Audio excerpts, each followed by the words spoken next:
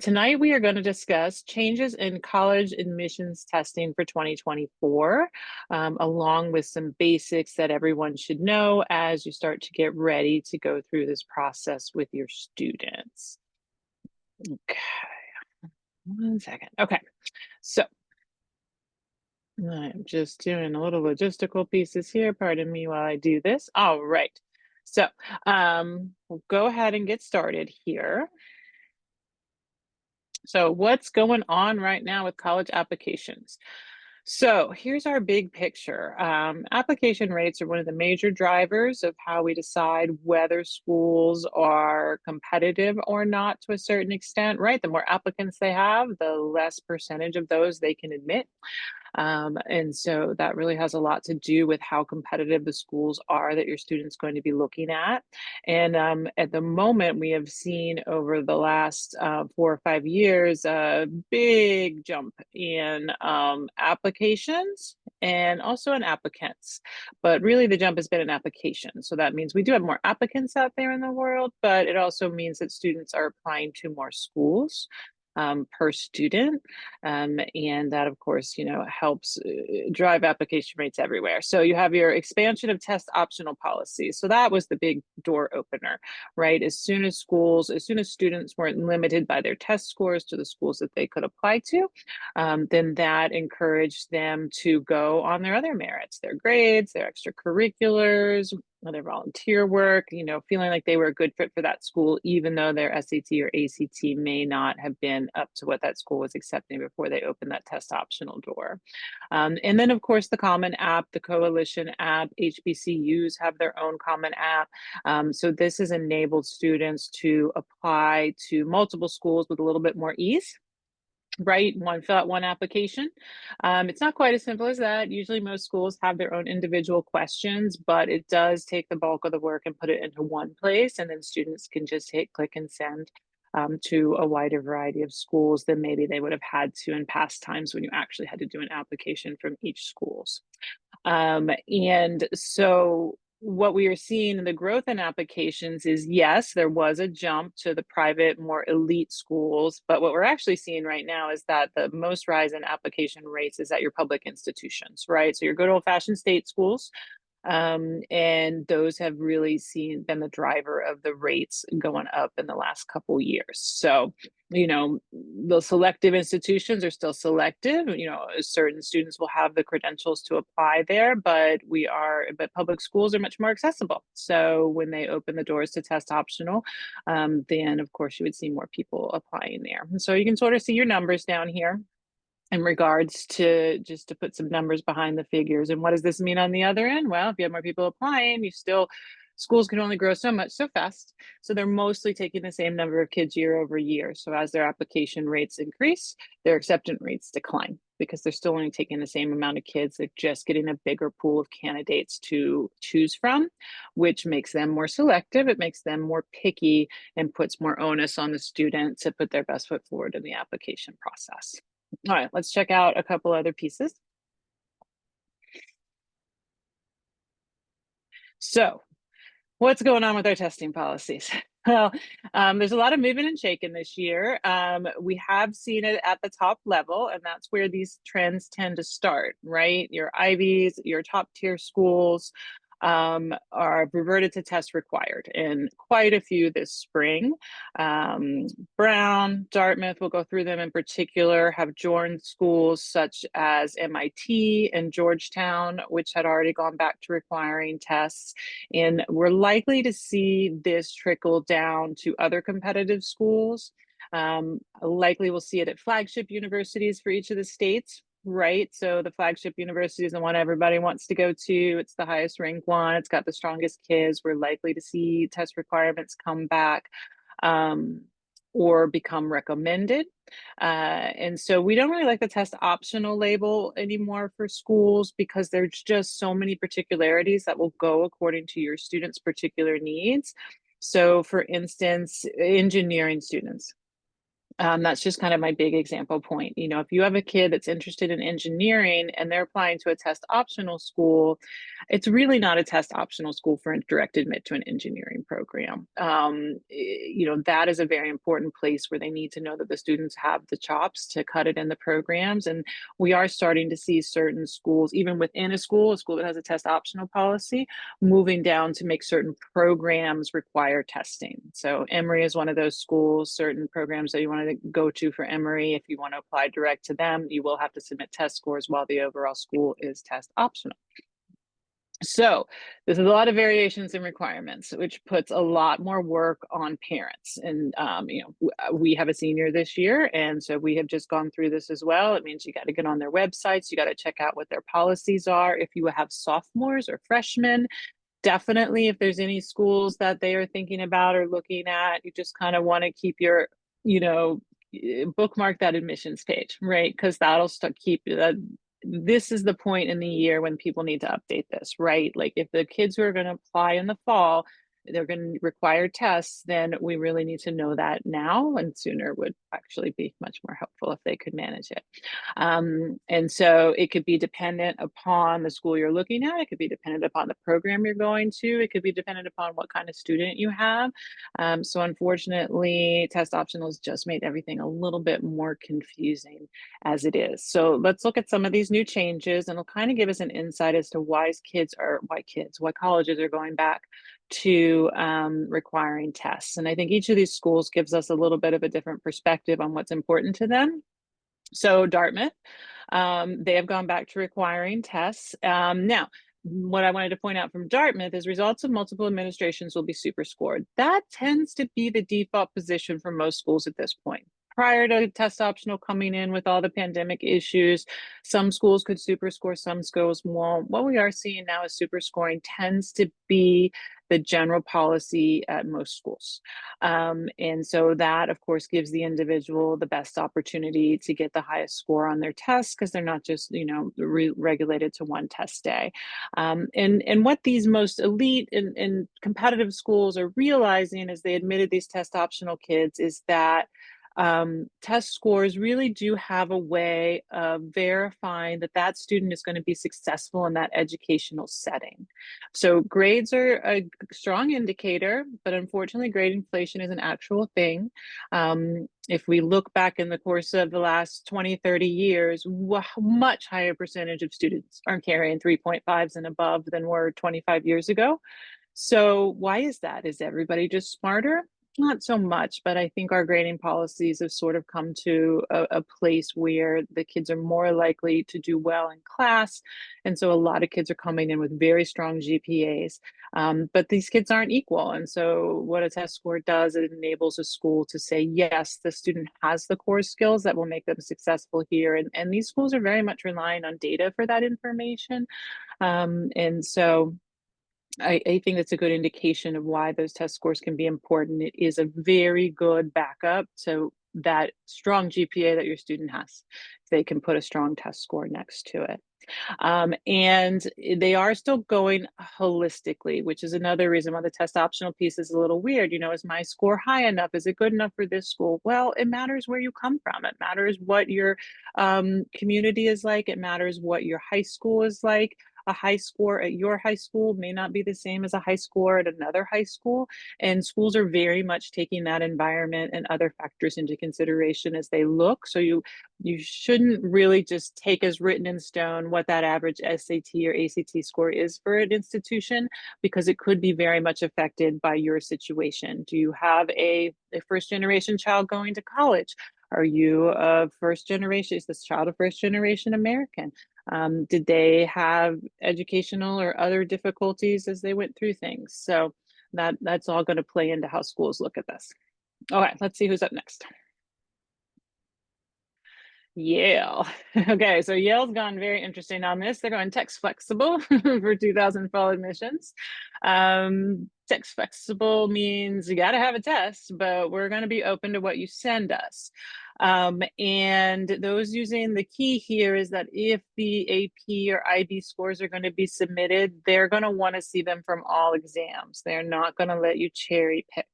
So it is a nice option, but then it's something to keep in mind that if you think that might be a better option for your child than the ACT or SAT, you have to take into account what all of their performance was. And I know this can be tough in Montgomery County because we start our kids in on APs very young, sometimes as early as ninth grade. And sometimes those tests don't go as well as tests do for more mature students at the junior and senior level. Of note, California schools, of course, are test blind, but they also accept AP scores as a good indication of student strength. So there's kind of two places you can use though.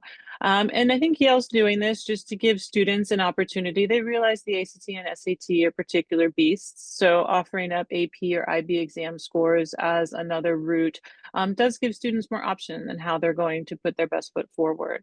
And so let's see what they've decided. That scores are often revealing, but never determinative, right? So it's not going to be their end all decision, but they really do feel like it's necessary to make sure that the students can do well at the environment that is Yale. Okay, who's up next? Brown. All right, ACT or SAT scores are required for the class of 2029. So they're sort of where everybody else is. People recognize that these scores, they went back, they crunched their data, they're getting better predictions when they have grades and test scores than just when they have grades. What does this mean? It means that they're losing a lot of students probably that were test optional and got admitted and weren't able to be successful in their competitive environment. And again, they're reiterating here that these scores are always going to be interpreted in the context of a student background and educational opportunities. So that's why we always want to take a look at the big picture of who the student is. Okay, moving on. State schools. UT Austin, so very popular Texas school.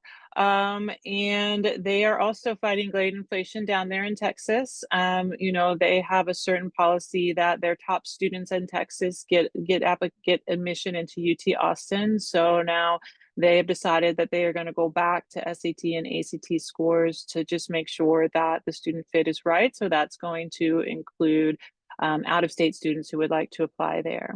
University of Michigan, one of our most competitive and elite public institutions, previously text flexible, but now we're going to go test optional, which means we're back to just ACTs or SAT scores. And again, in context of the academic record and other credentials. So, okay. And I think we have some other changes statewide as well. University of North Carolina system. They were also having issues with kids coming in without test scores and being successful at their variety of schools. And North Carolina is required to take a large number of students from in-state as students. So I think it's very important to them that they're placed appropriately and they be successful. So what that means is that if you have a student with a lower GPA and are looking at some North Carolina schools, you may find yourself in a test required situation. And it's also going to give schools the opportunity to go back to required tests of all applicants. And so I think we'll probably see that at places like UNC Chapel Hill, you know, which of course flagship university for the state. A lot of out-of-state kids want to go to UNC Chapel Hill. There's not a lot of spots and they want to make sure they're going to the best students. University of Georgia. So Georgia Tech, University of Georgia, and Georgia College and State were already test required for the last couple cycles. But the whole system is going back as well because again, back to that grade inflation, there's a lottery there, require a certain grade point average. And they just need to make sure that those funds are being appropriated correctly. And so Tennessee, you know, and that whole little pack down there, University of Tennessee is test required. They went back a couple years ago too. So this is the trend we're seeing. So I would expect as each year rolls, we are likely to see the most popular state universities go back to the test required status. Okay. So what the heck are the test scores doing now that we've been through this and we find out we need them a little bit more than we did a couple years ago? What it's allowing schools to do is really get that third indicator about a student's ability to succeed in their particular environment. And students need to look for a test score that's going to validate and complement their GPA. Right? If you have a lower GPA, a strong test score is a very good way to assure that school that you do have the ability to succeed there. If you have a high GPA, it's the way to reassure the school that you are deserving of those grades and you will be successful there.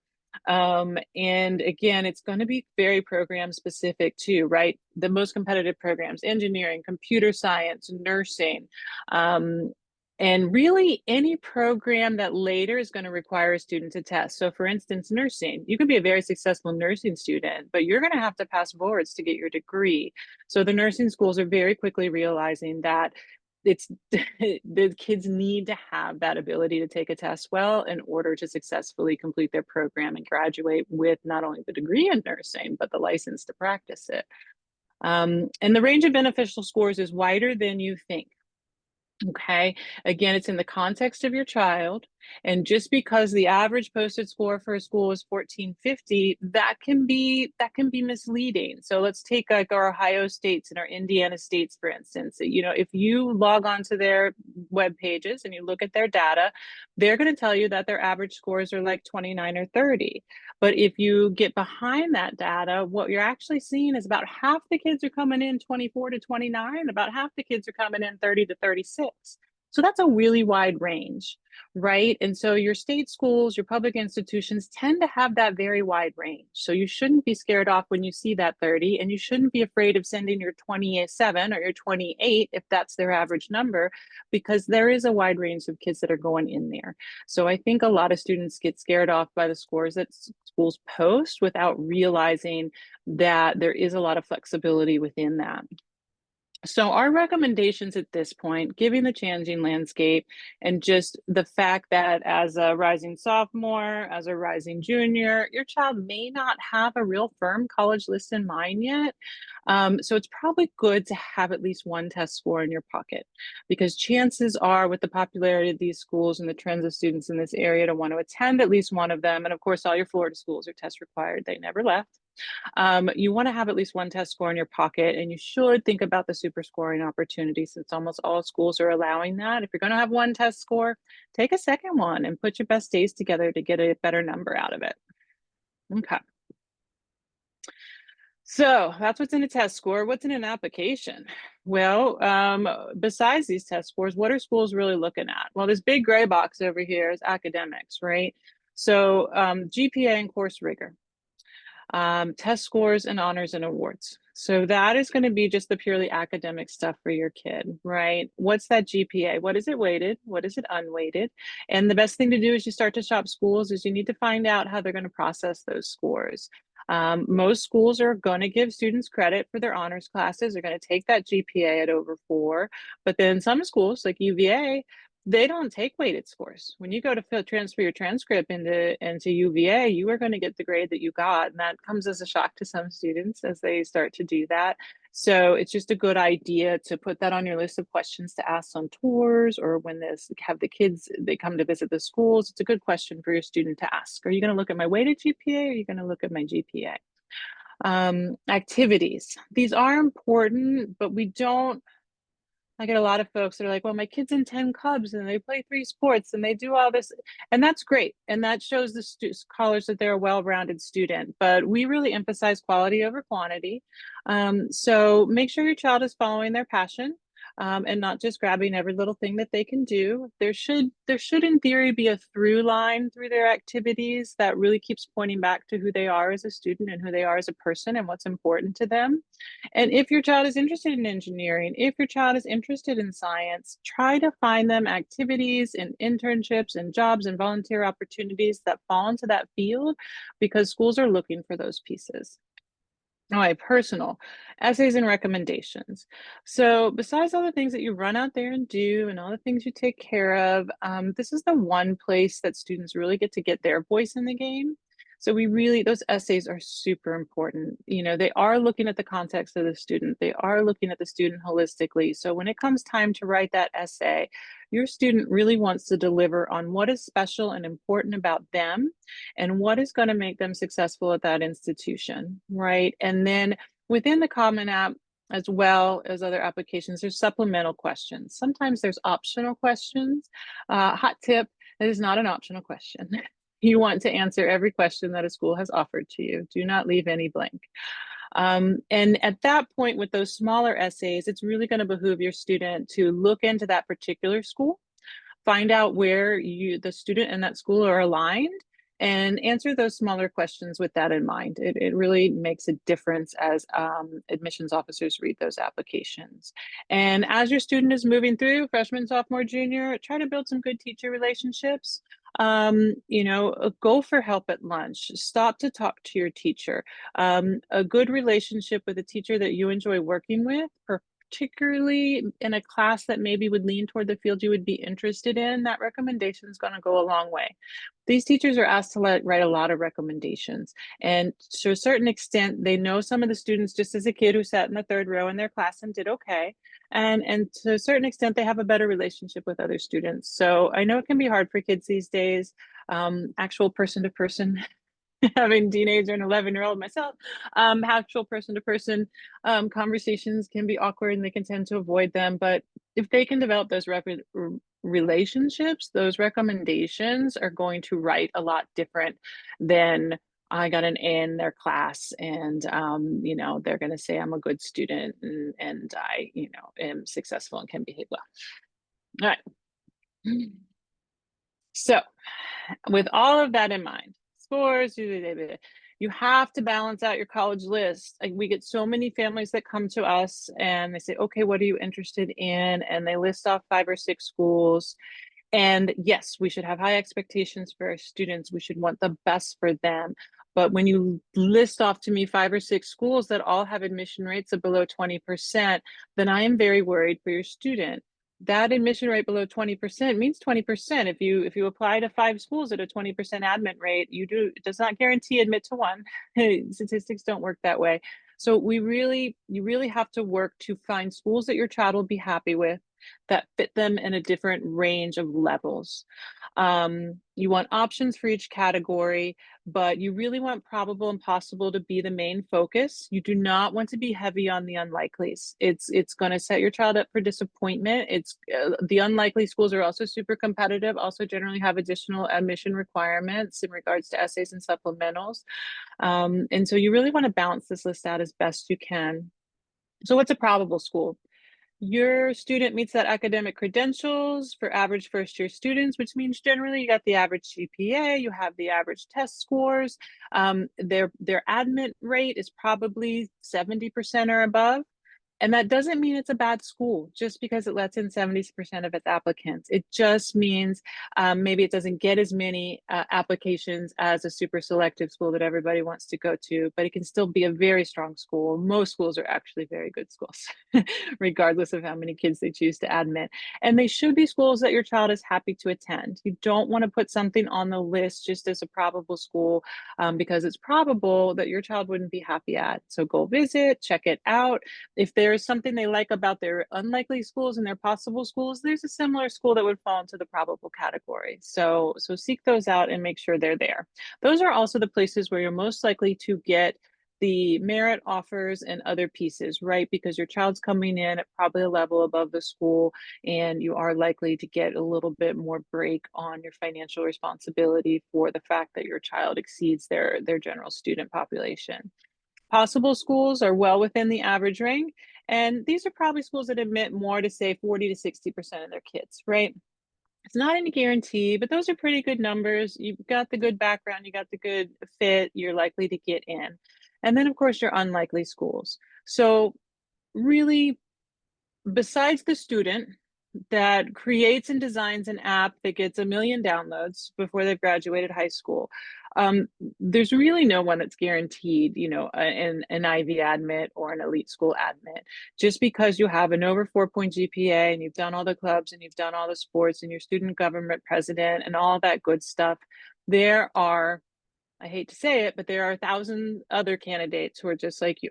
Okay, so you just have to look at the numbers game and realize that these are lottery tickets, even for the most qualified of candidates. For instance, Harvard had 34,000 applicants for the class of 2018, and then up to 61,000 for the class of 2026. They're admitting 3% of their kids. Okay, so as wonderful as your child is and as qualified as they are to walk those halls, only 3 kids out of 100 are going to make it. And honestly, 92 of those kids are fully qualified to do so. Okay. And many selective schools also use the early decision round to fill a large percentage of their class. So for your unlikely schools, you definitely want to go with early action schools, which is the non-binding admission. If it is your heart of hearts school, this is our rule. If it's your heart of hearts school and you're comfortable with the tuition as it is, you can go early decision because that's binding, but you really do need to be aware that that will limit probably your financial options. And of course, your child most definitely will want to go there because you will have to pull your applications for other schools to do so. But a lot of schools have early decision and early action. We encourage early action in every place you can hit it. Early decision, think long and hard about before you sign up for that one. Okay, and yeah, start early. There's a lot of schools out there. Okay, so now we've looked at all of that. We've come to the conclusion that probably having a test score is a good idea. How are you going to pick? Um, Schools do not have a bias. ACT, SAT, you pick which test works best for your student. That is the way to go. And we just want to pick the test that has the easiest path to the highest score with the least amount of work for your child. So that's what we put an eye on at Everest. So best thing to do is try them both out, like for reals. PSATs. PSATs are helpful, okay, but we do have to remember that the PSAT is a lower level test.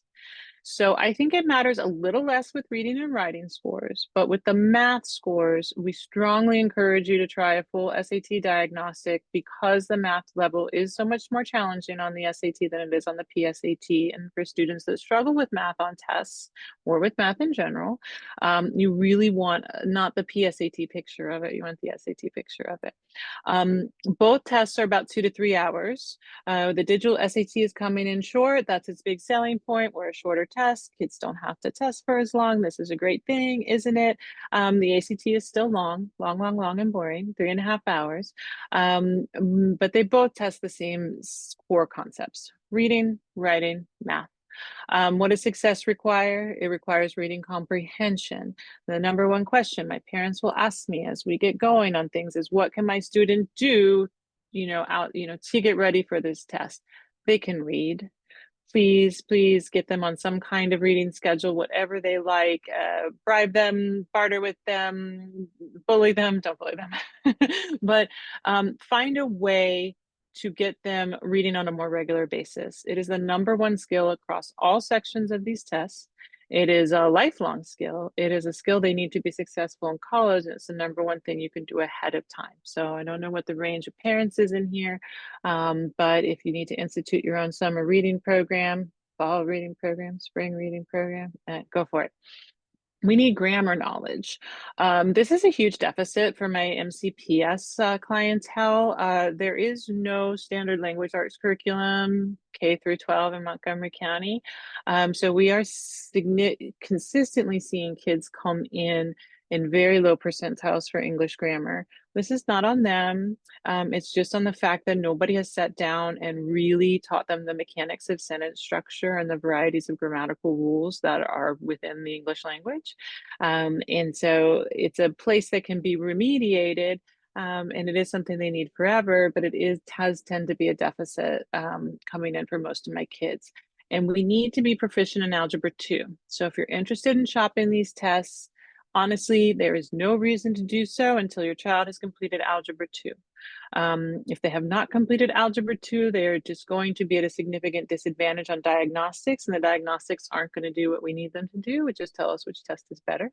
So make sure you're up through Algebra 2 before you try the tests out, and definitely be through Algebra 2 before you jump into these tests.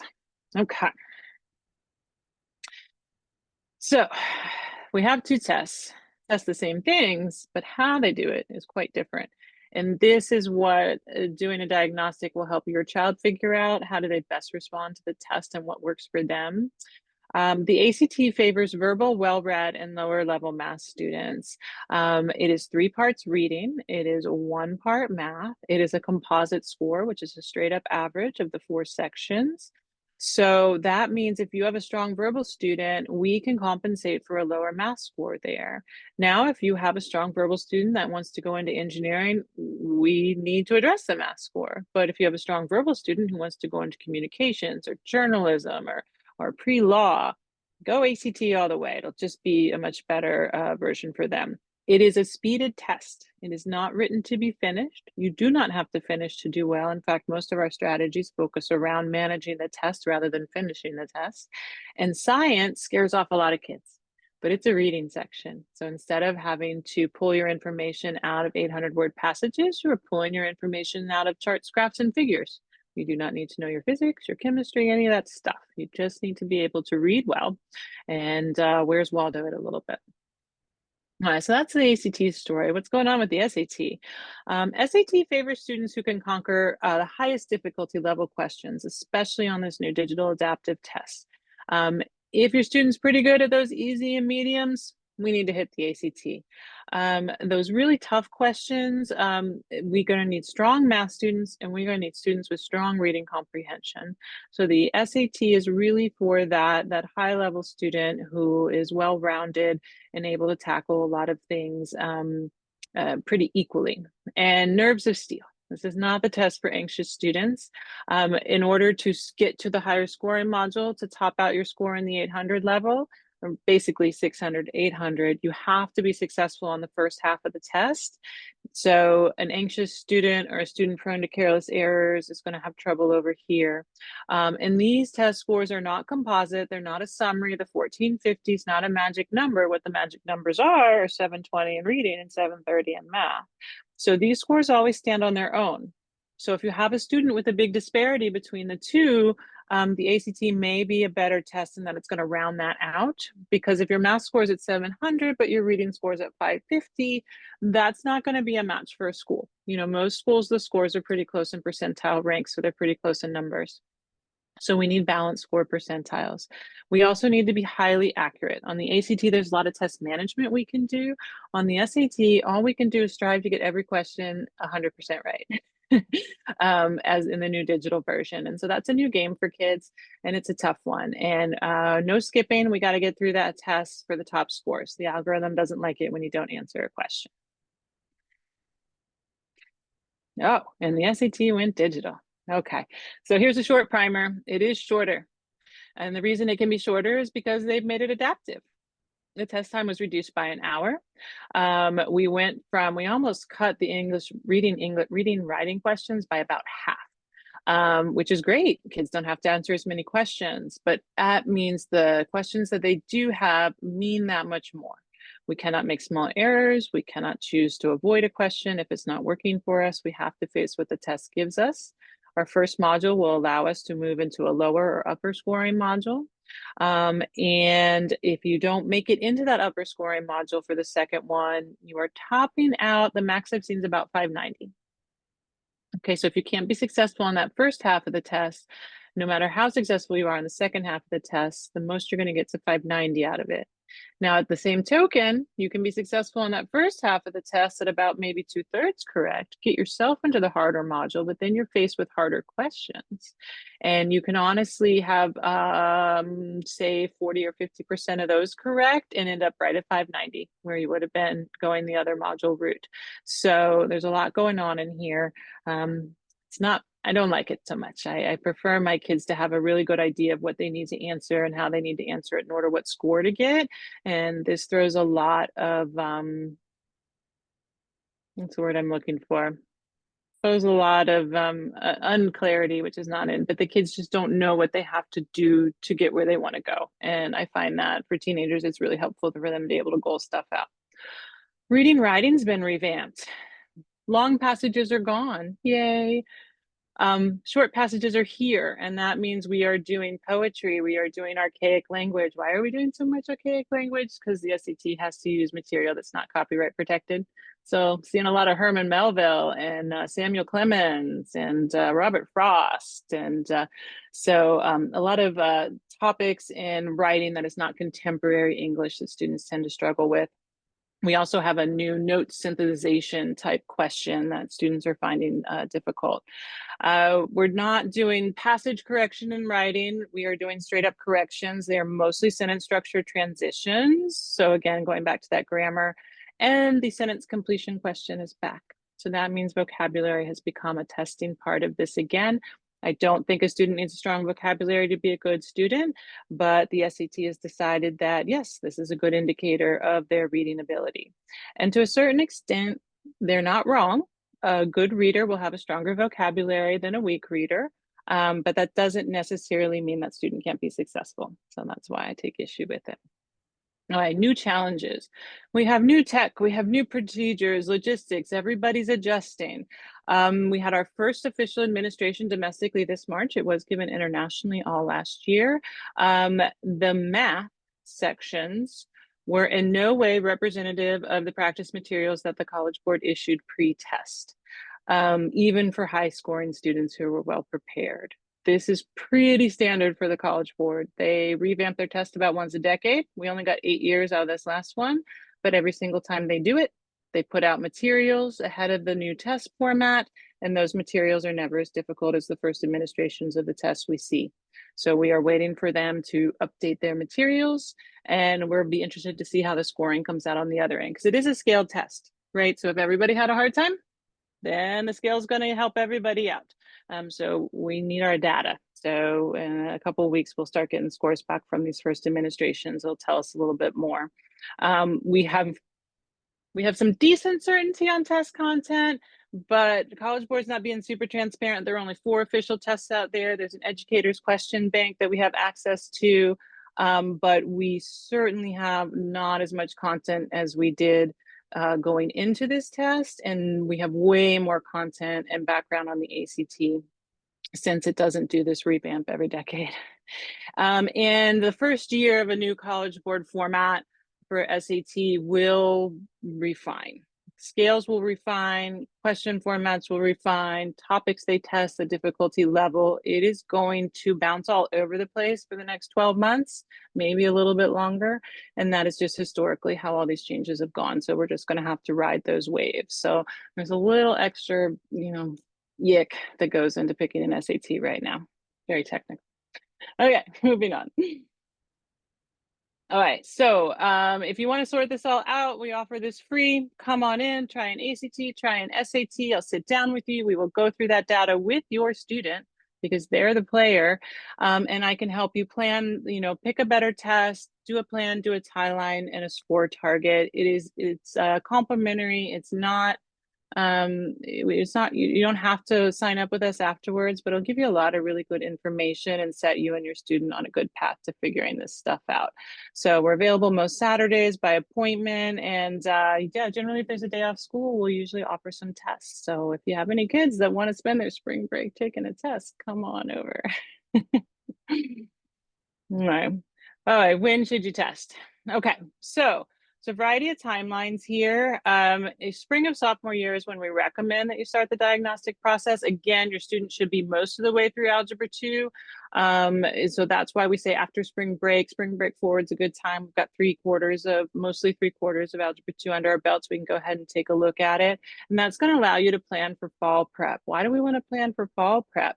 Well, if any of you guys have juniors right now, you know why you want to plan for fall prep. It is a hot mess come spring for juniors. Their APs are coming down the line. They usually have anywhere from 2 to 5 AP classes. A lot of my kids are spring athletes. There just tends to be the prom. There's a lot going on right now. And most of my spring kids start to cut back on their prep.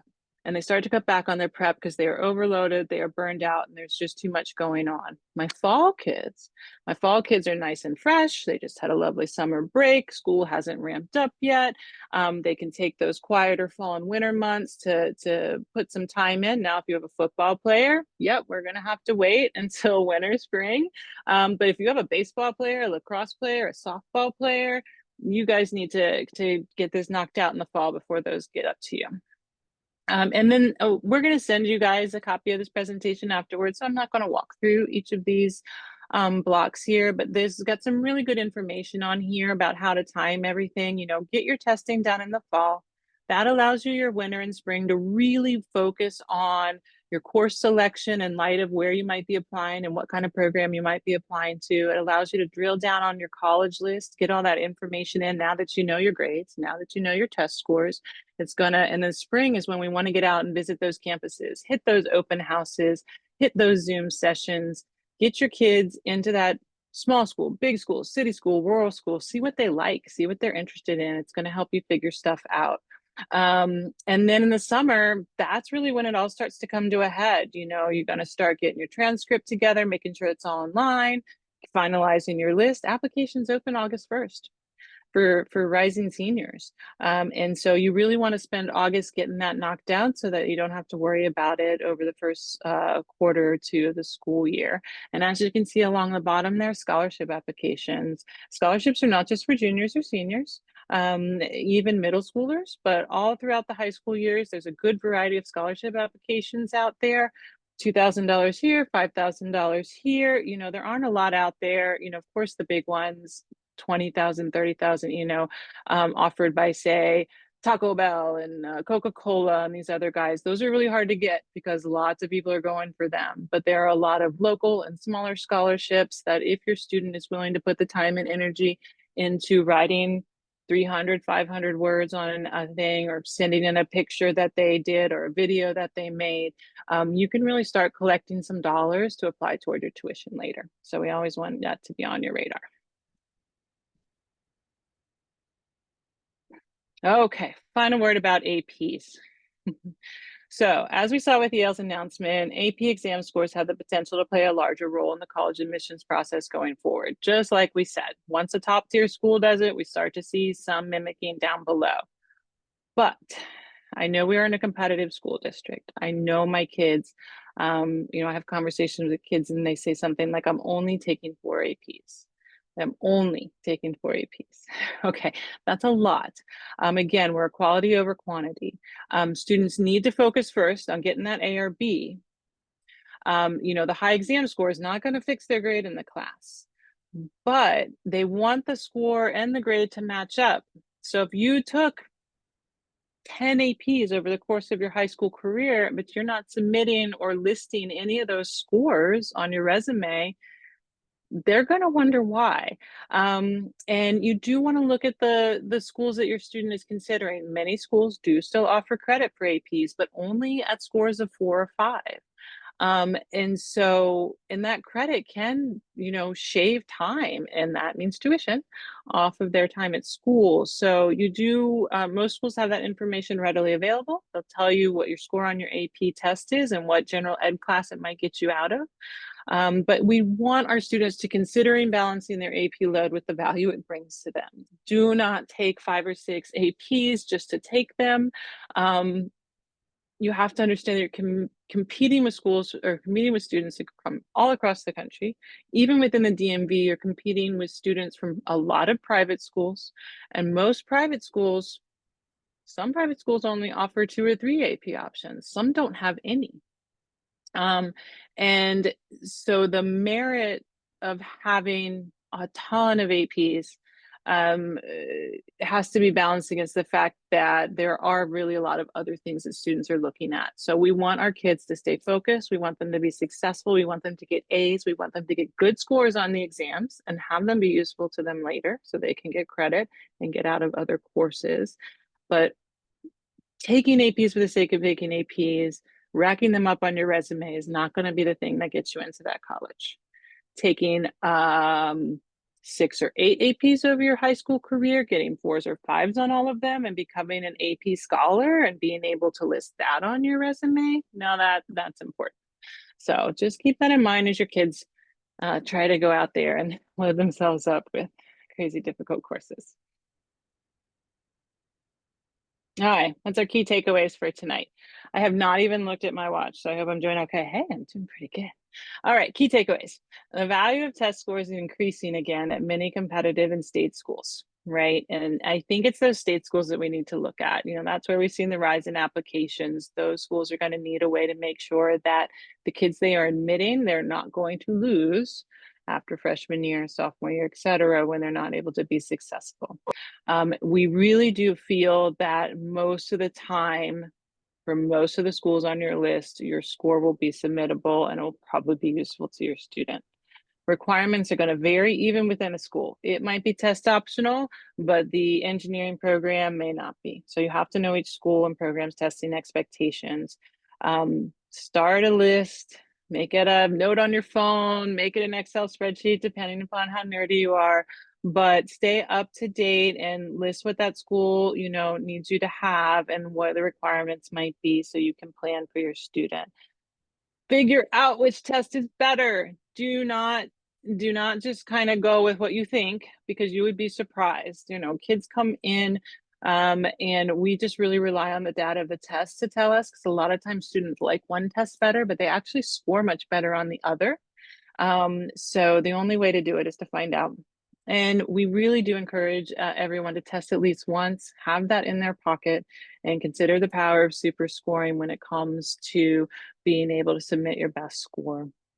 So with more applicants and applications, admissions are competitive, but there really is a perfect school out there for anyone, and a well-balanced list, and really learning and visiting and finding out that information about those schools and programs are the way to make sure you find the best place for your child to be successful, right? Because we want them to be happy, we want them to be healthy, and we want them to be in an environment that fits who they are and how they think and learn. And that is where they are going to get the best education, and get the most out of it and be most prepared for the world after. So sometimes that's more important than where US News and World Report is ranked at school. Actually, it's more important all the time. Okay. If you need us, we help with academics, we help with fundamental skills, writing study skills. We've got all our diagnostic testing, we've got prep classes, and we've got college counseling. So we are here for you. And I won't bother you this with too long, but just know that if you need us as a resource, we are available. Please reach out. I'm happy to chat about any questions you have or needs that you feel like you might need to address. All right, that brings us to our question and answer period. Anybody got any burning questions out there?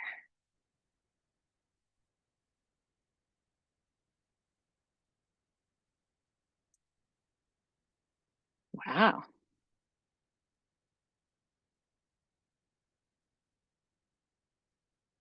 really not a single one?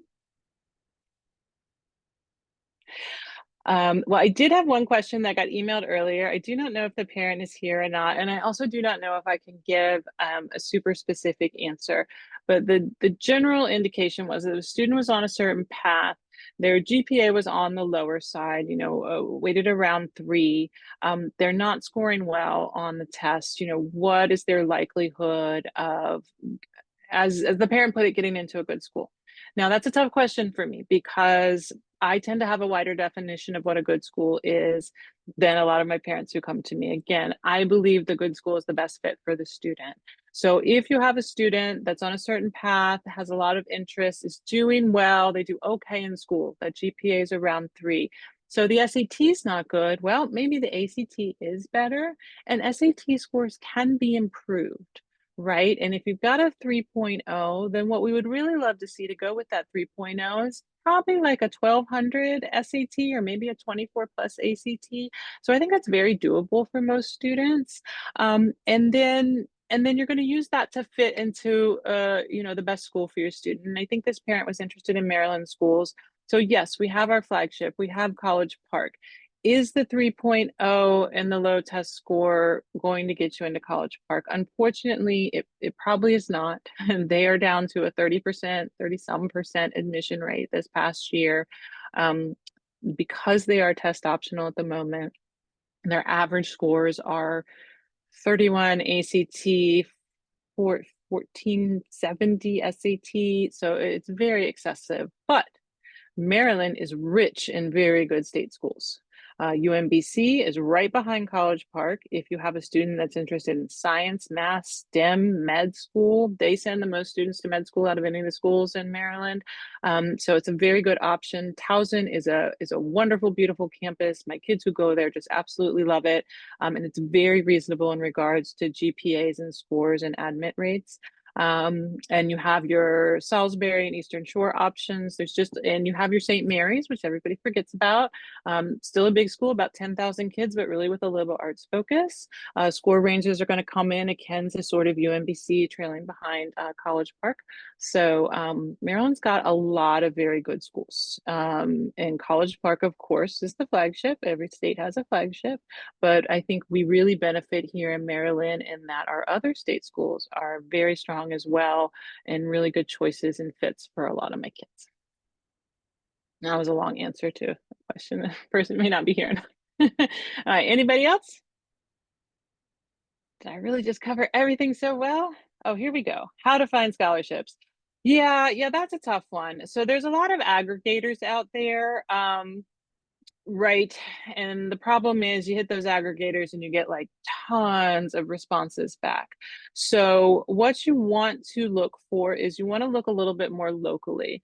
Like local VFW halls generally have annual scholarship runs for their students. If your student is interested in, say, marketing or business, a lot of trade groups tend to have them. You can go ahead and get out there and do scholarship aggregators. There's also a lot of smaller players in the scholarship market that are out there, sort of doing a scholarship a day kind of information. So, I would just go out and maybe instead of just hitting the major aggregators, deal with Google like experts on scholarships, and keep your eyes peeled because honestly, like most trade groups and local places do have something that they offer, and those tend to be a better chance for your students because you get so many fewer applicants to them than you do for the big players. Okay, thank you. Yeah, I'm sorry we got a better answer on that. I've sort of been out there hunting and pecking around myself for those. And the aggregators will throw stuff up for you. It's just sometimes overwhelming with the amount of information that you get. Thanks. You're welcome.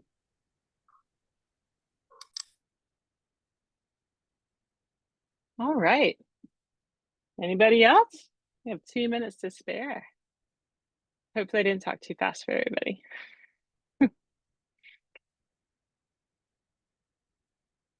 All right. Well, I am always available. Oh, look at that. My email is even up on the screen. So you can find me there. You can find us online. If you have any particular questions or more personal questions you're not comfortable answering and, throwing out there in a question and answer period, do feel free to reach out and chat.